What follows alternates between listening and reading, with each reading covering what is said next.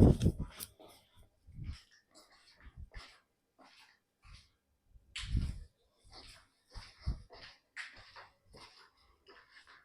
Guys, this is Ankur Kaushik and you are welcome on our channel UPSC accessible. आज का हमारा topic है Koppen scheme of classification.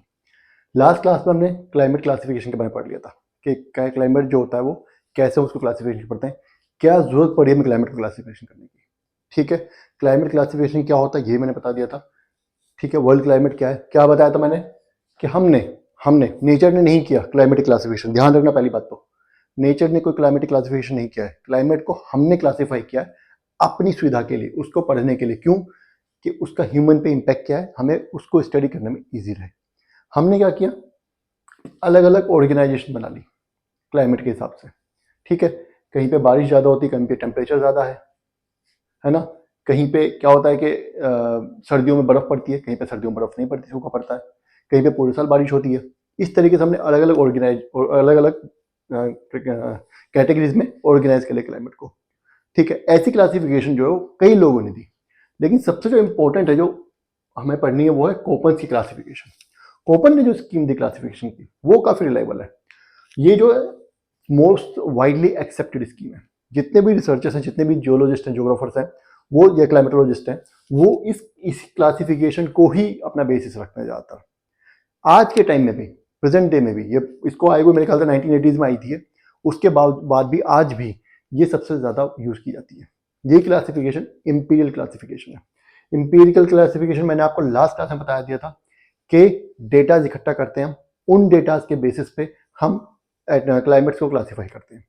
ठीक है, हमारे पास जो डेटा अवेलेबल है कि इस किसी जगह पे किसी साल में कितनी बारिश हो रही है, कितना उसका टेम्परेचर रह रहा है, सर्दियों में कितना रह रहा है, गर्मियों में कितना रह रहा है, हाईएस्ट कितना जा रहा है, लोवेस्ट कितना जा रहा है ना। रेनफॉल जो हो रही है किस महीने में कितनी हो रही है, एवरेज टेम्परेचर हर महीने का भी लिया जाता है, पूरे साल का भी लिया जाता है, एवरेज रेनफॉल ली जाती है पूरे महीने की भी, साल की भी, हर महीने की, है ना। ये इंपीरियल क्लासिफिकेशन है। तो कोपन की जो क्लासिफिकेशन है वो एक इंपीरियल क्लासिफिकेशन। तीसरी इसकी खास बात क्या है, ही आइडेंटिफाइड। अब ये देखो बहुत इंपॉर्टेंट चीज है। हालांकि ये जो टॉपिक है ये पूरा का पूरा रटने वाला है, लेकिन फिर भी अगर समझते चलोगे, ज्योग्राफी काफी लोगों को लगता है रटने की चीज है, ये है वो है, लेकिन ऐसा नहीं है।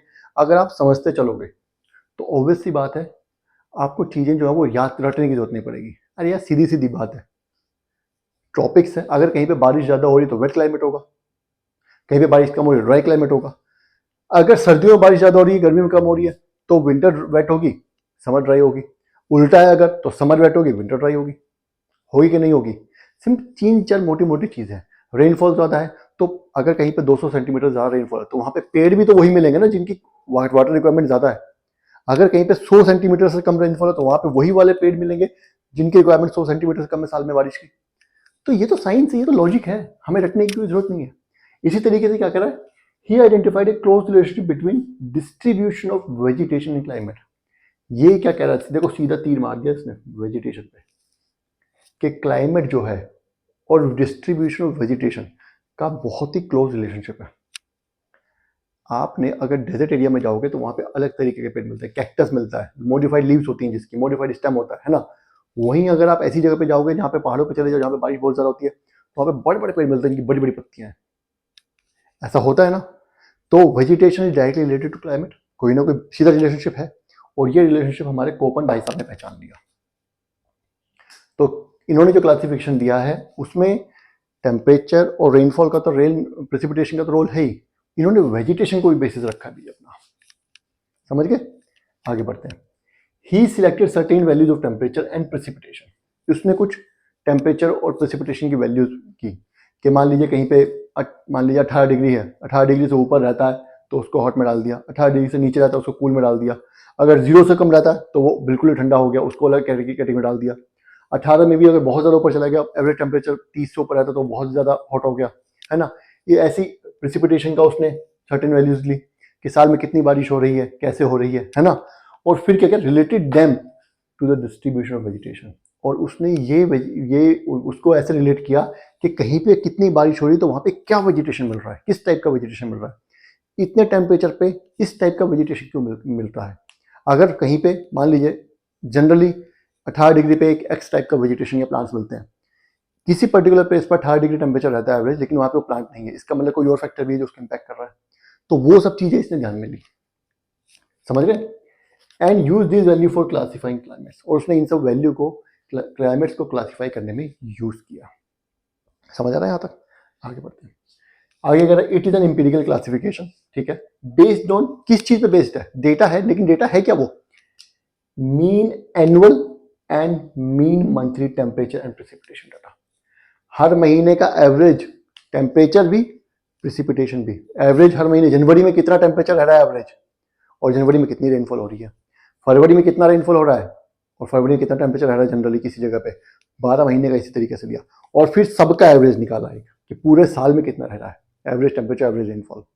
समझ लें कितना काम किया बेचारे ने, है ना।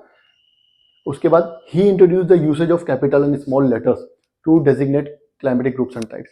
अब उसने क्या किया, देखो मैं आपको यहाँ पर मोटा मोटा बता रहा हूँ। उसने 5 मोटे मोटे जो क्लासिफिकेशन किए, ए बी सी डी ई, इनके बारे में बताऊंगा अभी। ये तो हो गए 5 मेजर क्लाइमेटिक जोन्स हो गए।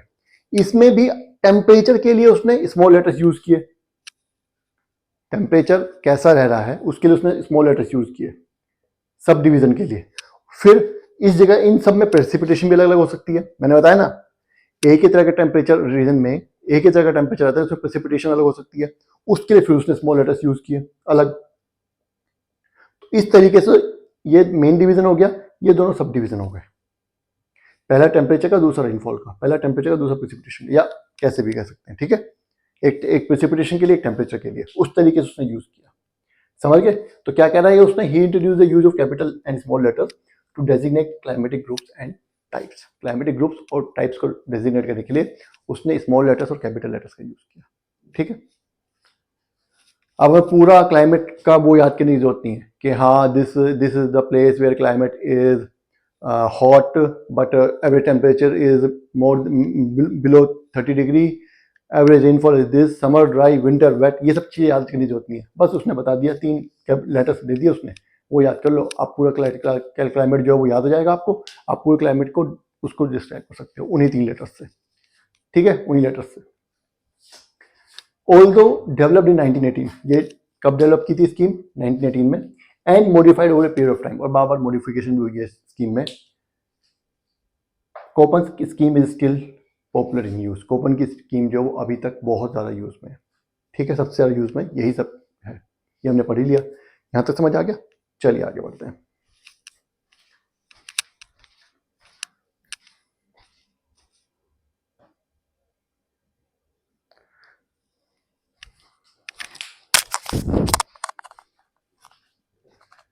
चलिए, कोपन ने क्लासिफिकेशन तो कर दिया, लेकिन वो क्लासिफिकेशन कैसे किया ये और देख लेते हैं। The Koppen organize 5 major climate groups, उसने 5 मेजर क्लाइमेटिक ग्रुप्स को में ऑर्गेनाइज किया। 4 of them are based on temperature, 4 तो टेम्परेचर पे बेस्ड है, एंड 1 ऑन प्रेसिपिटेशन, और एक जो उनमें से प्रेसिपिटेशन पे बेस्ड है, ठीक है। यहां तक समझ आ गया? याद करना है आपको, ठीक है। आगे चलो। The capital letters A C D E delineate humid climates. A C D कौन कौन से हैं? ह्यूमिड क्लाइमेट्स हैं, और बी जो है वो ड्राई क्लाइमेट है। अब समझ आ गया प्रेसिपिटेशन पे कौन सा बेस्ड है, ठीक है। अब इन जगह इन क्लाइमेट्स के बारे में अब कोपन ने क्लासिफाई तो कर दिया, लेकिन इन क्लाइमेट्स के बारे में अभी डिटेल में देख लेते हैं। सबसे पहला कौन सा आ रहा है? सबसे पहला आ रहा है ए का मतलब है ट्रॉपिकल क्लाइमेट। ट्रॉपिक्स में ऑब्वियसली बात है, इक्वेटर से स्टार्ट करेगा और पोल तक जाएगा, है ना, ऐसे करेगा ना। तो ट्रॉपिक्स में, ट्रॉपिक्स की खास बात क्या है इसने जो बताई है, average temperature of the coldest month is 18 degree और हायर। ट्रॉपिक्स में इतनी गर्मी रहती है कि वहां पे जो सबसे ठंडा महीना होगा वहां का टेम्परेचर भी 18 डिग्री से ऊपर हो गया। ये सब हो गया क्लियर? रटना है ये, समझ गए। अगला बी हमारा ड्राई क्लाइमेट्स, यहाँ पे पढ़ा हमने ड्राई क्लाइमेट्स। इसकी कैरेक्टरिस्टिक क्या है? Potential evaporation exceeds precipitation. जितनी प्रेसिपिटेशन होनी है, अगर मान लीजिए साल में 100 सेंटीमीटर बारिश पड़नी है, तो 100 पड़ेगी नहीं, 10 20 30 40 अगर सेंटीमीटर बारिश पड़नी है, तो उससे ज्यादा वहां पे इवेपोरेशन हो जाना है, हमें पता है वहां पे, इसको पोटेंशियल इवेपोरेशन बोलते हैं। ये बात है पहले, तभी तो वो ड्राई क्लाइमेट है। वहां पे आप एक बूंद भी पानी गिराएंगे तो वो भी उड़न छू हो जाएगी, इसीलिए तो ड्राई क्लाइमेट है ना।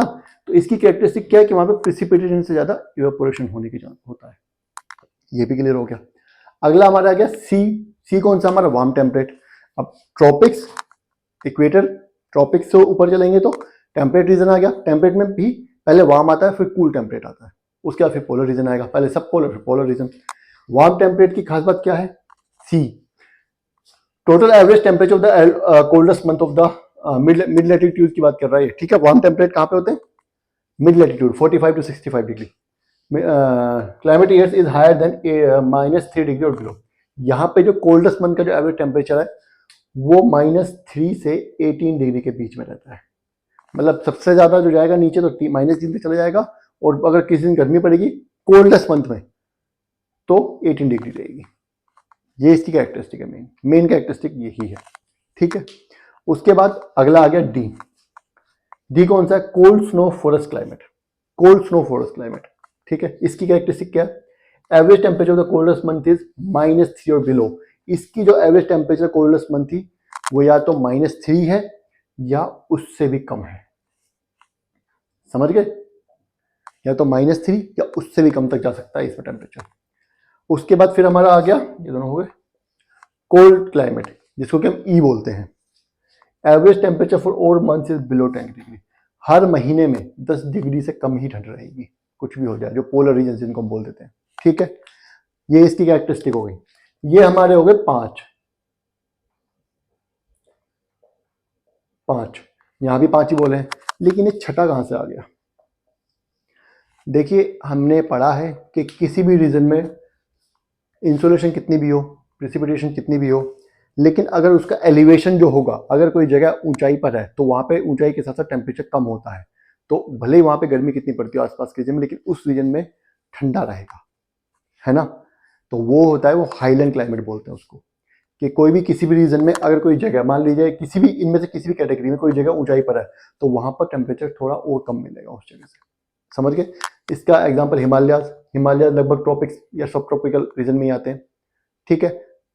ट्रॉपिक्स से ऊपर है थोड़ा मान लेते हैं, लेकिन वहां पे क्या ऊंचाई की वजह से बर्फ बहुत ज्यादा पड़ती है, पोल जैसा क्लाइमेट रहता है ना। इसी तरीके से बेंगलोर बिल्कुल ट्रॉपिक्स में है, इक्वेटर के पास भी है, लेकिन क्योंकि वो ऊंचाई पे तो उसका वेदर जो पूरे साल उसका वेदर सुहावना रहता है, वहां पे बहुत ज्यादा गर्मी नहीं पड़ती है, समझ गए। तो हाईलैंड की कैरेक्टरिस्टिक क्या है, कोल्ड ड्यू टू एलिवेशन, क्योंकि एलिवेशन है, हाइट पे है, तो इसलिए यहाँ पे टेम्परेचर जनरली ठंडा रहता है, ठीक है। ये किसी भी लैटिट्यूड पे या लॉन्गिट्यूड पे मिल सकते हैं, समझ आ गया। चलिए अब आगे बढ़ते हैं।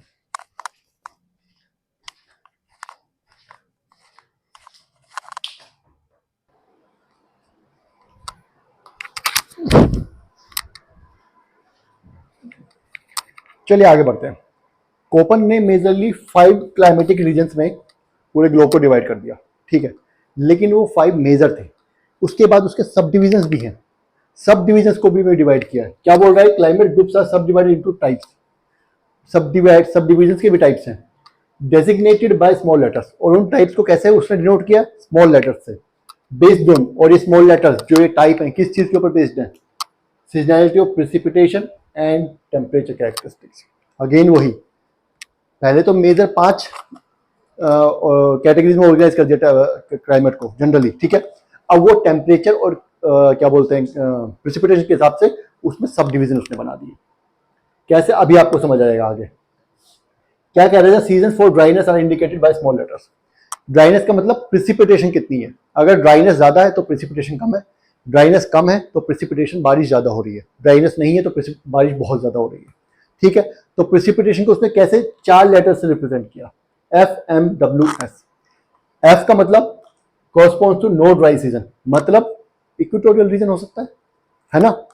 उसके बाद एम का मतलब मानसून क्लाइमेट, हमारा इंडिया, जहाँ पे बारिश की जो पैटर्न से होती है, जब मानसून विंड्स आती है, सीजनल रेनफॉल होती है। उसके बाद डब्ल्यू का मतलब विंटर ड्राई सीजन, मतलब विंटर में बारिश नहीं हो रही है, समर में बारिश हो रही है। और एस का मतलब है समर ड्राई सीजन, मतलब उस रीजन में समर में बारिश नहीं हो रही है। ये आपको याद करना है, याद करिए या बाद आप पढ़ेंगे प्रैक्टिस करेंगे तो याद हो जाएगा अपने आप, ठीक है। आगे बढ़ते हैं। The small letters A, B, C and D refer two degree of severity of temperature. अब क्या कह रहा है, ये तो हमने पढ़ लिया 4, क्या F जो है प्रेसिपिटेशन के लिए, लेकिन अब टेम्परेचर की सेवरिटी भी तो देखनी है हमें। तो टेम्परेचर उसने कौन कौन से स्मॉल लेटर यूज किए, A, B, C, D, कैसे कैसे वो हम आगे पढ़ेंगे। आगे कह रहा है the B dry climates are subdivided using capital S. ये तो हो गए, प्रेसिपिटेशन का भी हो गया, टेम्परेचर का भी सब डिवीजन हो गया। लेकिन बी जो हमारा ड्राई क्लाइमेट है उसमें एक और डिवीजन अलग से किया गया है। उसमें बी में भी दो तरह के ड्राई क्लाइमेट्स उसने सब डिवाइड किया है। पहला कैपिटल एस, इसका मतलब है steppe type of climate. Steppe type of climate मतलब डेजर्ट से कम ड्राई, डेजर्ट जितना सूखा नहीं है वहां पे।